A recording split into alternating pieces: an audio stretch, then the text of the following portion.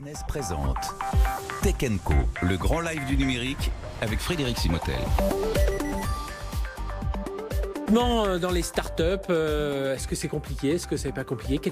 Quel profil on recherche? Et puis, est-ce qu'il faut externaliser ce recrutement? Voilà comment ça se passe. Toutes les questions que l'on peut se poser. On va essayer d'y répondre avec nos invités, experts dans le domaine. Laurent Machelin, bonsoir. Bonsoir Frédéric. Président et fondateur de RD2 Conseil. Vous placez des doctorants dans les startups. Vous allez nous raconter tout ça. À vos côtés, Jean-Philippe Deblonde, bonsoir. Bonsoir. Directeur R&D de la startup Upstairs. Alors, vous êtes dans le design intérieur. C'est une solution en SaaS.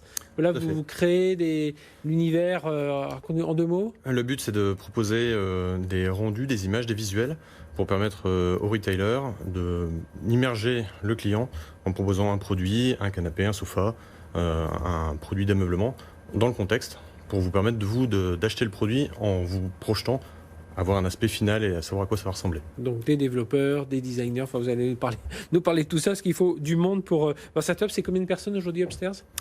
Nous sommes sur 2 sites, sur Bordeaux et sur Paris, et nous avons plus de 50 salariés. D'accord. Et puis on parlera de recrutement, bien entendu, avec vous. Et troisième intervenant, Henri Delorgeril, bonsoir. Bonsoir. Fondateur d'Avisio, donc cabinet de recrutement pour les startups et les entreprises. Merci d'être avec nous. Alors, on va parler. Donc, le gouvernement a décidé d'octroyer 2,4 milliards d'euros, notamment, alors j'allais dire dans les deep tech, mais dans tout un tas de technologies dans son plan de relance de 7 milliards d'euros. Et justement, pour maintenir son leadership en termes d'innovation, eh bien, il faut que la France a tout intérêt à encourager les hauts potentiels, les ingénieurs, les jeunes docteurs à aller vers des startups et puis voir quel profil chercher ces startups.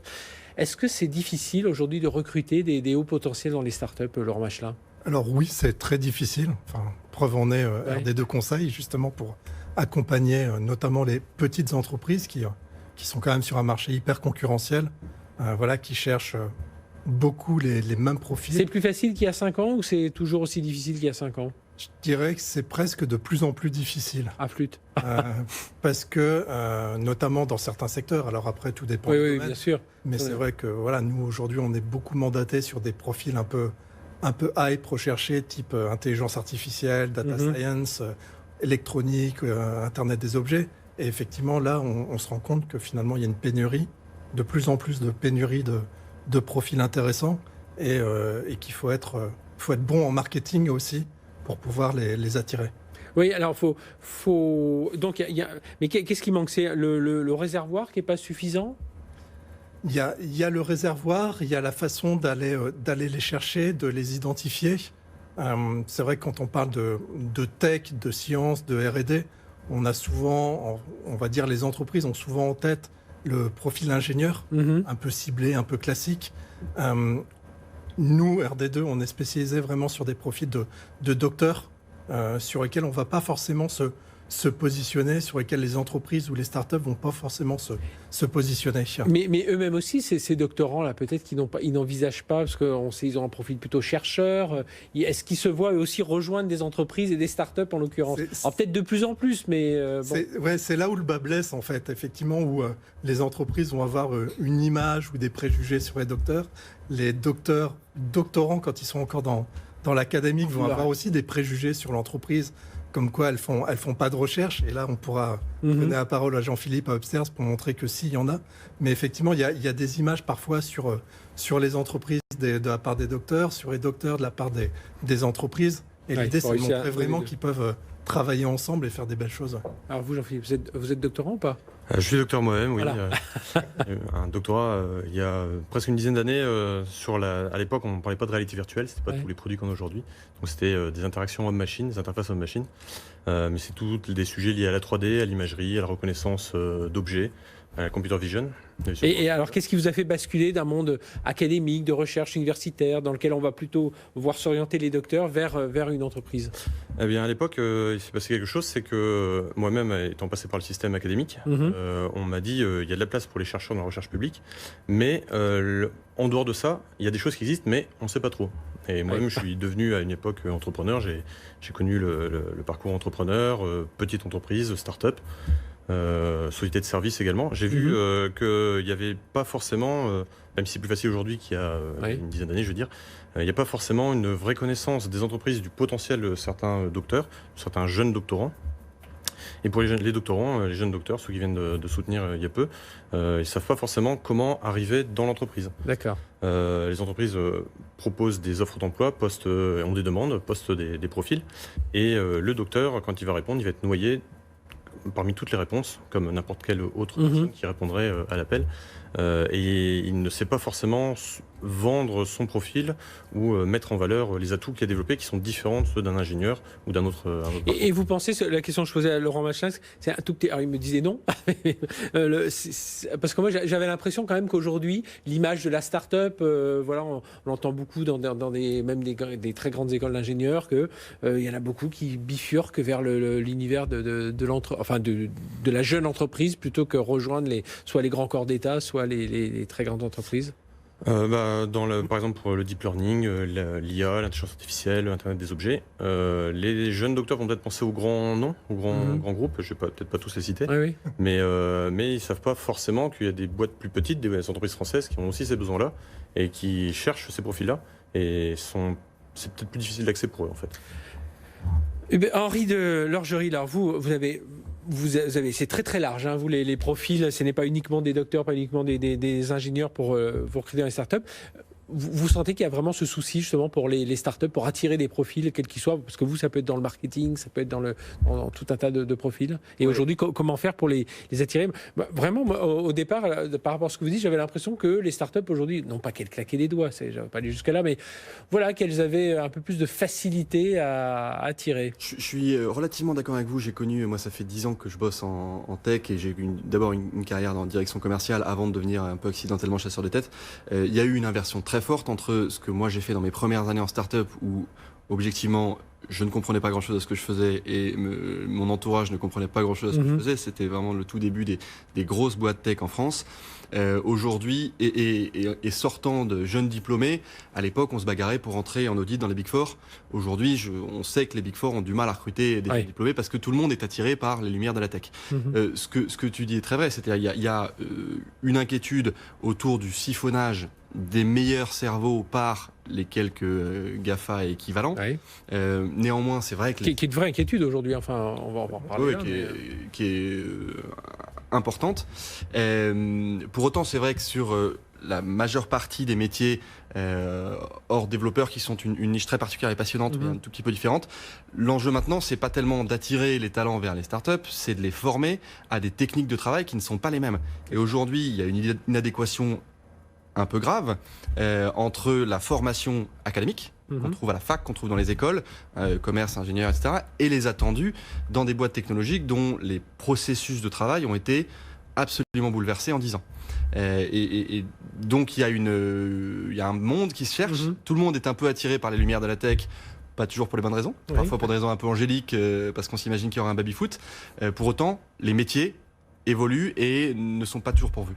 C'est un peu ça, j'imagine, Jean-Philippe Deblond, donc chez Upster, que voilà, quelqu'un qui a un doctorat, qui est habitué à travailler sur les technos, et tout d'un coup, j'imagine chez vous, il se retrouve avec des dessinateurs, des designers, enfin des gens de tout autre profil.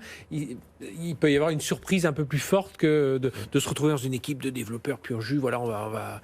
Tout à fait. Alors chez nous, il n'y a pas de baby-foot. Mais c'est vrai qu'il a été le jeune docteur, ou le docteur est resté un moment dans son labo avec des profils qui lui sont similaires ou qui sont dans la tech très proches de ce qu'il peut faire au niveau de la science ou au niveau de la technique. Et il va arriver dans un environnement, en tout cas chez nous, où il y a des graphistes, des designers, des développeurs, des gens du marketing, des gens de la vente. Et ça peut être très surprenant en fait. L'immersion peut être un peu spéciale. Voire un peu violente. Il y a des dispositifs, Laurent Machlin, justement, pour que les entreprises aillent plus vers notamment des docteurs, enfin je sais pas, autour du CIR, autour de la convention CIFRE et tout ça. On pousse un peu les entreprises, on dit voilà, vous allez avoir des aides. Alors c'est quelques milliers d'euros, mais enfin ça peut bien servir quand on est une start-up. C'est quelques milliers d'euros, c'est notamment le crédit d'impôt recherche, effectivement, qui est le dispositif qui est vraiment très avantageux. En fait, et pour le coup, autant le CIR, le crédit d'impôt recherche, est bien connu, bien utilisé, notamment par les grands groupes, les startups, toutes les entreprises innovantes. Après, justement, sur cet aspect jeune docteur particulièrement, ça reste assez méconnu, et par les docteurs eux-mêmes, finalement, et par les entreprises. Juste pour remettre un peu en lumière, Aujourd'hui, une entreprise qui va recruter un jeune docteur, quand on parle de jeune docteur, c'est pas une question d'âge. C'est une question, en fait, voilà, comme disait à un moment Jean-Philippe, c'est un premier CDI, en fait, après sa thèse.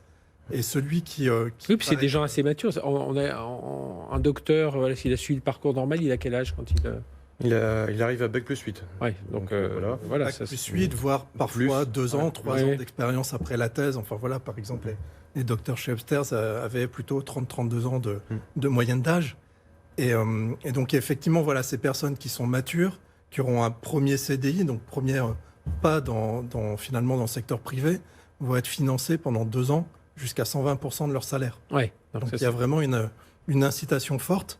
Et je pense que ça joue aussi de l'incitation de rapprocher le privé et le public pour travailler ensemble. Ce qui manque parfois, en fait, quand on parle de R&D, de se dire, bon voilà, est-ce que c'est pas un peu trop d'UD et finalement de mêler, de faire cette complémentarité avec des docteurs, jeunes docteurs. Parce qu'au niveau des salaires, dans les startups, voilà, on arrive à...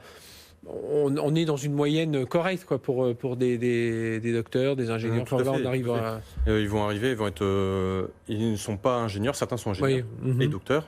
D'autres, enfin, on est une fourchette tout à fait correcte. Voilà. On ne repart pas plus bas que d'autres profils. Au niveau européen, il y a le LMD, donc ces grilles de salaire sont aussi un peu uniformisées, un peu standardisées.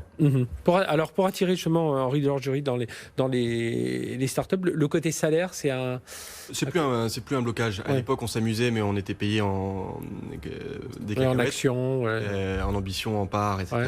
Aujourd'hui, c'est plus le cas. Aujourd'hui, la Scentech bénéficie quand même d'un marché des capitaux qui est très très favorable à la tech. D'ailleurs, elle a plutôt bien résisté aux 2 crises successives qu'on est en train de vivre, parce que justement les poches de financement sont bonnes, très relayées par l'État, on est très soutenu, on a une chance énorme, et donc aujourd'hui les niveaux de salaire sont bons. Voire même parfois un peu supérieur à d'autres entreprises plus traditionnelles, avec en tout cas des dynamiques de carrière beaucoup plus rapides. Oui, c'est ça. Alors on va marquer une courte pause, on va se retrouver juste après, parce que moi je voudrais savoir aussi qu'est-ce qui les attire, ces docteurs vers ces jeunes entreprises, comment les retenir aussi, parce qu'on a un gros souci, on parle des GAFA à l'instant, oui, quand ils parlent dans les GAFA, mais ils partent chez les GAFA souvent à l'étranger. Donc là aussi, comment on les retient sur notre territoire. Voilà, on va parler de tout ça dans un instant. C'est tout de suite sur BFM Business. BFM Business présente Tech & Co, le grand live du numérique avec Frédéric Simotel. On parle de recrutement ce soir dans les startups, notamment de jeunes docteurs, puisque c'est la spécialité du cabinet RD2, Laurent Machelin, avec également Jean-Philippe Deblanc de Upstairs Solutions SaaS, qui est spécialisé dans l'univers du home, de la maison, de la création, avec des solutions 3D, réalité virtuelle et tout ça. Et vous recrutez évidemment beaucoup de développeurs de haut vol, mais aussi des créateurs, des créatifs. Et puis Henri Delorgerie, le fondateur d'Avisio, cabinet de recrutement pour les startups et les entreprises. Qu'est-ce qui les attire alors dans ces on le disait à l'instant, c'est plus forcément les salaires. Voilà, qu'est-ce qui va est-ce que c'est tous on peut dire il y a plus d'agilité, il y a plus d'opportunités. C'est un peu cliché ce que je vais vous dire, mais il y a un petit côté un peu rêve américain, c'est-à-dire le domaine des possibles. On identifie que c'est là qu'est l'innovation, c'est là qu'est l'agilité, c'est là sont souvent des modes de collaboration qui paraissent plus ouverts, plus simples, plus rapides. Donc je pense qu'en premier lieu, il y a ce côté un peu brillant. Et à l'inverse, en face, on identifie le milieu public ou corporate comme un peu les vieux crocodiles. Mais il peut pas y avoir une déception parfois, parce qu'on arrive dans ça reste une entreprise avec des process. Avec des bons hommes surtout. Les bons hommes, ça peut décevoir. Ça peut enthousiasmer, puis ça peut décevoir. Donc oui, il y a des gens qui déchantent un petit peu. Pour autant, on a des très belles histoires de gens qui se rencontrent et de gens qui n'étaient pas faits pour se parler. Y compris de générations complètement différentes. Ouais. J'ai récemment accompagné un ancien général de l'armée de 58 ans qui a rejoint une boîte dans la tech et pour qui ça se passe extrêmement bien, parce qu'en face de lui, il a des jeunes de 30 ans ensuite à capuche qui ont du respect pour lui, pour son expertise et pour ses aventures. Et lui a de la curiosité et de l'admiration pour eux, pour leur intelligence innovante et leur façon de repenser les choses. Donc on peut... Et lui, son rôle dans l'entreprise, ça va être quoi ? C'est un rôle autour du développement de projets spéciaux. Alors, Laurent Machelin, justement, comment vous réussissez justement à les attirer ? C'est une fois que vous les avez repérés, vous allez identifier là, ces jeunes docteurs, comment vous réussissez à les attirer vers des Upstairs, des startups de ce genre? Alors, il y a 2 enjeux dans la question. Il y a déjà comment les identifier. Pour le coup, voilà, autant, comme disait Jean-Philippe, à un moment donné, poser une annonce, on va avoir beaucoup de candidatures, de profils plus ou moins pertinents.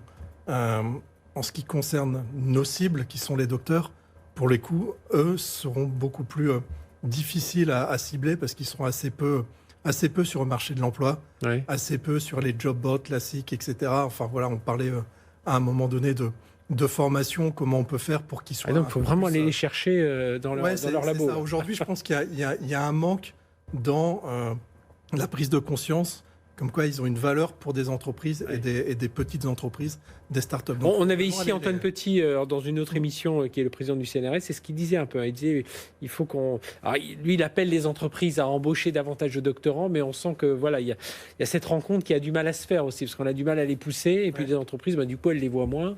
C'est ça. Ils ont du mal à les chercher. Ils sont moins visibles et c'est là où nous, finalement, on intervient. Et quand j'ai créé RD2, c'était vraiment ça, de faire l'intermédiaire, le chasseur, l'agence matrimoniale, pour pouvoir aller chercher les profils. Donc, on va partir du besoin de l'entreprise, du besoin de Upstairs, et derrière, aller identifier les labos et au sein des laboratoires, les thèses qui sont en cours, les travaux de recherche pour, à un moment donné, identifier des potentiels candidats et derrière de dire, voilà, je vous ai identifié, j'ai potentiellement une offre qui peut vous intéresser. Et vous prenez beaucoup de refus au départ, de gens qui disent non, c'est pas pour moi. On prend beaucoup de refus, on prend beaucoup de non-réponses. Il faut les relancer, les harceler pour derrière avoir parfois effectivement des personnes qui vont dire oui, ça m'intéresse, oui, c'est dans mon profil, oui, vous avez bien tapé, dites-moi plus. Et là, après, ça sera à nous, effectivement, en tant que cabinet de recrutement, d'être un peu le premier porte-parole, de faire un peu le marketing de la société, de montrer les projets de recherche, parce que vous posiez la question tout à l'heure, qu'est-ce qui intéresse finalement ces profils dans une start-up, dans un grand groupe, dans l'académique. Finalement, ce qui va intéresser ces personnes, c'est vraiment le projet. C'est de contribuer à une aventure et finalement de se sentir investi dans le projet, de dire oui, je vais contribuer à quelque chose. Moi, j'ai eu des docteurs qui me disaient, finalement, ça m'intéresse parce que en restant au CNRS ou dans leur labo, ils vont travailler sur des produits peut-être qui vont sortir dans 25 ans. Oui. Là, c'est des produits qui vont sortir à ceux qui travaillent sur le cyclotron et tout ça, oui, c'est sûr. Et ils auront vraiment l'impression d'être porteurs du projet, d'avoir contribué, de ne pas être un pion. Et il n'y a pas ce risque parfois de se dire, je viens de faire 8 ans d'études, c'est pas pour me retrouver avec des développeurs, alors sans jouer le côté hautain que pour avoir un docteur, c'est pas le sens de ma question, mais voilà, de se dire, j'ai fait 8 ans d'études et aller dans une start-up, non, alors que moi, ma trajectoire, elle était plus vers cet univers. Là, on est vraiment sur une question de personnalité. Il y aura ceux qui vont finalement viser des postes plus de maîtres de conférences, de professeurs, la voie royale de l'académique, mais on voit très bien qu'aujourd'hui, il y a de moins en moins de place pour eux aussi la pyramide, dans ces domaines. Donc il y a un principe de réalité qui est important. Et au contraire, en fait, voilà, quand ils sont doctorants, ils vont travailler avec les développeurs, avec les jeunes qui sont en master, avec leurs confrères à l'étranger, etc. Et finalement, ce qu'apporte une start-up, c'est cette agilité, c'est ce fait de se remettre en question. Voilà. Jean-Philippe Deblonde, c'est ça, c'est les craintes que vous retrouvez, les craintes, j'imagine, que quand vous les avez en face de vous, que vous les recrutez. Je rappelle, vous dirigez la R&D de cette start-up, donc Upstairs. En fait, pour répondre à la question, je pense qu'ils ont des compétences qu'un ingénieur ou quelqu'un qui aura fait une autre formation n'aura pas, mais il manque des process, des méthodes de l'entreprise. Et donc, en fait, la rencontre entre les deux, en fait, va permettre aux uns et aux autres d'apprendre quelque chose de l'autre. Mais ça peut leur faire peur aussi. C'est ça qui peut leur faire peur, le côté. Ça peut faire peur parce qu'un docteur, un chercheur, souvent a été avec son responsable de thèse, un ou deux collègues qui étaient dans le même bureau. C'est une petite structure, un petit fonctionnement pendant 3 ans, 4 ans, 5 ans parfois. Ouais. Et là, on se retrouve dans une équipe où il peut y avoir beaucoup plus de personnes, des gens qui ont d'autres métiers. Il faut apprendre à échanger et à parler ces langues-là, ces métiers-là. Mais ce qui fait rester un docteur, comme disait Laurent, c'est le challenge, c'est apporter une touche créative, répondre à un problème là où personne n'a réussi jusque-là, en fait. Et Henri, c'est comme ça que vous allez les chercher aussi dans ces startups. C'est leur proposer un challenge, leur proposer un peu de nouvelles perspectives. C'est comme ça que vous pouvez les attirer. Oui, c'est clairement le sens du challenge et le fait de faire bouger les choses et de se rendre utile. Il y a d'ailleurs régulièrement dans les boîtes les plus attirantes sont les boîtes qui vont permettre de répondre notamment à tous les sujets de recherche de sens. Et qu'est-ce que ça vous inspire quand vous entendez, voilà, parce que là on parle de doctorants très tech, mais dans la tech il peut aussi y avoir des doctorants dans les sciences sociales, dans d'autres univers, pour développer des applications. Il y a la partie technique, mais bon, il y a tout un environnement autour de graphie, de création, mais aussi de sciences sociales. Vous dites, mais là, on a un réservoir inexploité. Là, il y a un réservoir inexploité, mais ça, une inadéquation entre les filières de formation et les besoins des entreprises, c'est pas nouveau. Vous parlez de sciences sociales, malheureusement, on sait qu'en fac de sociologie, il n'y a pas toujours de débouchés. Oui. Il y a un sujet qui est plus large et peut-être plus intéressant, c'est aussi que les entreprises françaises commencent à regarder où sont les talents dans les filières de formation, mais aussi à l'international. On se plaint beaucoup de la fuite des cerveaux vers les États-Unis, vers l'Angleterre, vers l'Allemagne, vers des boîtes qui ont plus d'argent que nous. Pourquoi est-ce que nous, Français, n'arriverions pas à faire venir des ingénieurs chinois, indiens, qui sont extrêmement puissants, extrêmement forts? On a un péché originel qui n'est pas nouveau, c'est qu'on parle très mal anglais et qu'on ne sait pas bien bosser en interculturel. Il n'y a aucune raison qu'on ne fasse pas rêver les meilleurs ingénieurs chinois à venir à Paris, la plus belle ville du monde, sur des techs qui sont peut-être pas les plus belles du monde, mais presque, avec des moyens qui ont considérablement augmenté depuis 10 ans. Donc il y a un message d'espoir aussi très fort là-dedans, de se dire, bah oui, on a des problèmes d'adéquation entre l'offre et la demande, mais il y a plein d'autres débouchés. Si je peux me permettre, Laurent Machelin, juste pour rebondir sur Henri, je pense que Jean-Philippe peut donner son exemple dans le fait d'attirer des profils, des bons de profils étrangers, de candidats étrangers. Là, on a l'exemple de 2 docteurs qui ont été recrutés, qui eux sont des candidats venant justement de... Vous, Laurent, vous allez avec RD2, vous allez les chercher aussi. Alors, on les cherche spécifiquement en France. Mais par contre, en France, faut avoir en tête 40-50% des docteurs qui sont diplômés en France sont de nationalité étrangère. Ouais. On a fait recruter des profils d'Afrique du Nord, d'Amérique du Sud, du Royaume-Uni, du Vietnam, etc. Donc voilà, ils ont cette formation. Souvent, ils auront fait un master. Enfin voilà, on parlait de profil LMD. Souvent, le MD, master doctorat, seront faits en France par ces profils étrangers qui sont vraiment intéressants. Jean-Philippe, justement, sur ces profils étrangers. Justement, les profils que Laurent a pu nous présenter, il y a des gens qui viennent d'Algérie, du Niger, sans que tout le monde soit docteur chez nous. Il y a des gens il y a des personnes qui sont grecques. Il y a Russie, Biélorussie, tous les pays, le Brésil, la Chine. Je pense qu'aussi il y a une génération qui arrive. Justement sur le côté start-up, apprendre à dialoguer et à parler. Alors, tout le monde ne parle pas bien anglais. Les autres pays, la plupart du temps, parlent mieux anglais que nous. Mais Nous, moi, je pense qu'on n'ose pas assez. On n'ose pas assez se lancer en anglais. C'est un peu ça. Alors, peut-être qu'il y a un problème d'enseignement, de machin, d'oreille, je ne sais quoi. Mais je trouve que parfois, on a des gens on ose moins.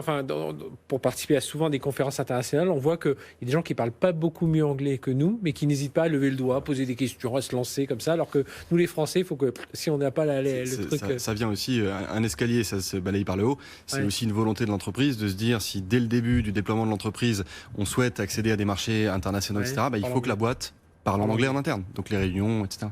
Jean-Philippe, pardon, vous avez interrompu. C'est aussi peut-être une mentalité française de quand on veut faire quelque chose, on veut le faire bien du premier coup. Et donc si on ne sait pas bien parler ou on n'est pas sûr de son accent, on ne va pas parler du tout. Et, dans d'autres cultures, on y va parce que c'est plus dynamique, parce que c'est plus réactif. Voilà. Mais je pense que cette génération aussi de jeunes, que ce soit les docteurs, les développeurs, les graphistes, les créatifs, vont s'attendre à travailler en start-up dans un milieu multiculturel en fait. Ça de plus en plus. Voilà, multilangue, multi-origine, et c'est peut-être ça aussi qui va les faire rester plutôt que dans un grand groupe où ça sera peut-être beaucoup plus standardisé. Oui, ou avant d'avoir le côté multiculturel, il faudra quand même avoir pas mal navigué. Là, c'est peut-être plus facile dans des équipes plus agiles. Tiens, question à tous les deux. Je vais démarrer avec vous, Henri de Lorgel. Pourquoi, lorsqu'on est une start-up, on doit externaliser son recrutement? Alors, manque de temps, etc. Mais parfois, on pourrait se dire, tiens, on doit pas. Non, on doit pas. On peut. peut. On peut, pardon. Mais on peut, dans certains cas, évidemment, si on est en capacité de ne pas de désintermédier complètement son recrutement, surtout faut le faire. Un chasseur de tête, c'est plusieurs choses. C'est parce que les startups, elles n'y pensent pas forcément au départ. Des derniers chiffres que j'ai eus, c'est 35% de recrutement intermédiaire dans la tech, alors que c'est plutôt 25% sur le marché au global. Donc dans l'ensemble, on est plutôt sur un marché privilégié. Parce que justement, il y a la rareté des profils qui nous ouvre des portes mécaniquement. Ce qui est sûr, c'est que la rareté des profils, c'est un boulevard pour les chasseurs de tête. Il y a 3 raisons pour lesquelles on peut faire appel à un chasseur de tête. Il y a d'une part la capacité de conseil, et c'est ce qu'on fait nous avec un réseau de 400 managers qu'on fait intervenir dans les processus de recrutement pour la validation des qualités métiers des candidats chez Avisio. Il y a la capacité de conseil vis-à-vis de l'entrepreneur. C'est-à-dire, j'ai une expertise sur le recrutement marketing, sur le recrutement commercial, et donc je vais pouvoir te dire, toi, CEO d'une startup, écoute, tu penses ton recrutement comme ça, si ça t'ennuie pas, on va s'asseoir 1 heure, et puis on va rechallenger un petit peu ton organigramme. Et puis, le 3e élément, évidemment, c'est une force de frappe, c'est une capacité de réseau, c'est une capacité à avoir une information qui n'est pas encore accessible sur le marché, que tel docteur commence à s'ennuyer sur sa mission, que tel directeur commercial a fait le tour de son marché, et que bientôt, il va mettre la porte par la fenêtre. Donc là, c'est tout à fait légitime de se faire aider par un chasseur de tête. Et si on arrive à recruter tout seul comme un grand parce qu'on a l'attractivité nécessaire, parce qu'on a les missions passionnantes, parce qu'on a les meilleurs salaires, on n'a aucune raison de le faire. Et d'ailleurs, il y a beaucoup de boîtes qui ne font pas appel à des chasseurs et parfois ils ont raison. À recruter. Mais quand même, vous n'allez pas me démentir, Laurent Machla, mais vous parliez à des chasseurs. Vous parliez, de la partie identification qui est notamment dans votre secteur. Alors oui, je rejoins tout à fait Henri sur l'aspect conseil. Voilà, moi j'ai créé la boîte RD2 Conseil. Il y a ce terme qui est vraiment important dans l'identification, l'émergence du besoin. Voilà, des fois vous pouvez jouer presque le rôle de DRH quelque part, pas après dans l'accompagnement des collaborateurs. Non, on n'ira pas jusque-là. On suivra l'intégration, de vérifier notamment sur ces profils qui mettent un premier pas dans l'entreprise, qui ne connaissent pas. Donc voilà, il y a des aspects de communication qui sont hyper importants. Et c'est vrai que notre rôle, a posteriori, est aussi de fluidifier la communication, de voir si le positionnement des uns et des autres est fluide. Mais sur l'aspect chasse de tête, effectivement, je pense que déjà, on est un peu privilégié, mais 35%, ça reste peu. Quand on se compare finalement à d'autres pays, notamment anglo-saxons, je pense que là-bas, les entreprises ont quand même intégrer le fait de faire appel à des chasseurs de tête et de se dire, voilà, s'il y a des personnes qui sont spécialisées dessus, autant faire appel à elles. Nous, on intervient beaucoup en mixité. On ne fera pas d'exclusivité. On sait, les startups, surtout celles qu'on accompagne, elles sont innovantes, elles ont des réseaux, elles ont souvent des collaborations avec des laboratoires. Elles sont potentiellement capables par elles-mêmes d'identifier un bon candidat. Mais pas toujours. Mais en même temps, j'imagine, en Philippe Deblonde, on gagne du temps. Pour vous. On gagne du temps. La vie dans une start-up, pour tous les membres de la start-up, c'est un rythme assez soutenu. Il faut aller vite, il faut déplacer des montagnes, il faut casser des choses pour pouvoir itérer. Donc c'est du temps, faire appel à un cabinet extérieur aussi, c'est du temps qui est dégagé pour les membres de l'équipe.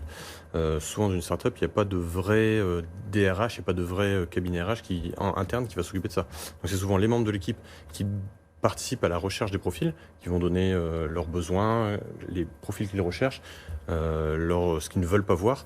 Mais ça permet aussi de le faire à plusieurs, plutôt que de prendre un développeur ou quelqu'un qui doit faire de la tech en même temps.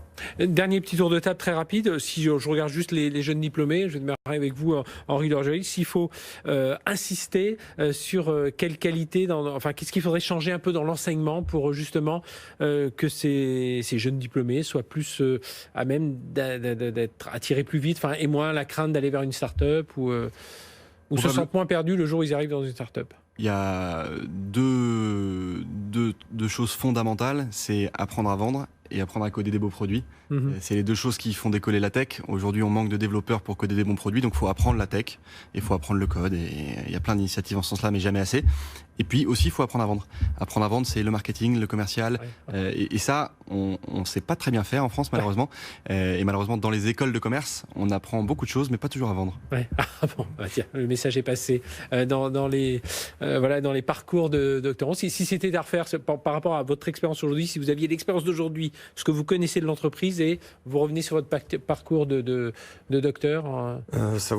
Paradoxalement, savoir mieux présenter son travail, l'expliquer dans un contexte qui n'est plus un contexte académique, mais un contexte appliqué.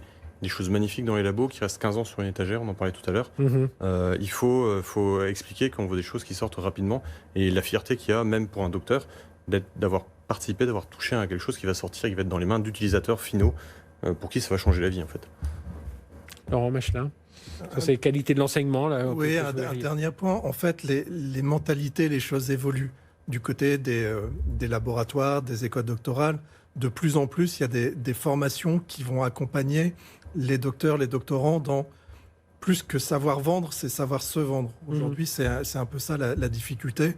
Nous, on a mis en place un dispositif justement d'accompagnement pour faire prendre conscience aux docteurs de leurs valeurs, de la valeur des entreprises. Ils n'arrivent pas juste avec leur CV en disant voilà, moi c'est finalement de faire le lien dans la communication.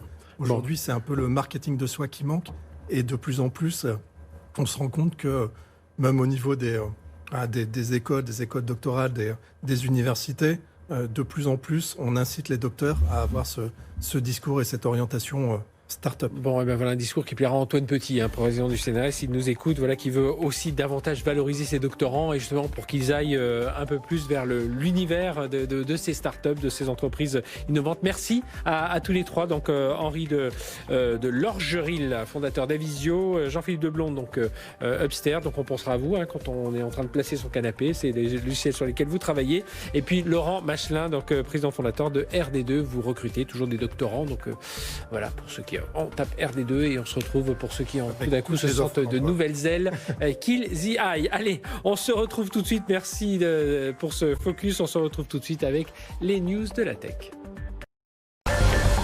BFM Business, les news de la tech.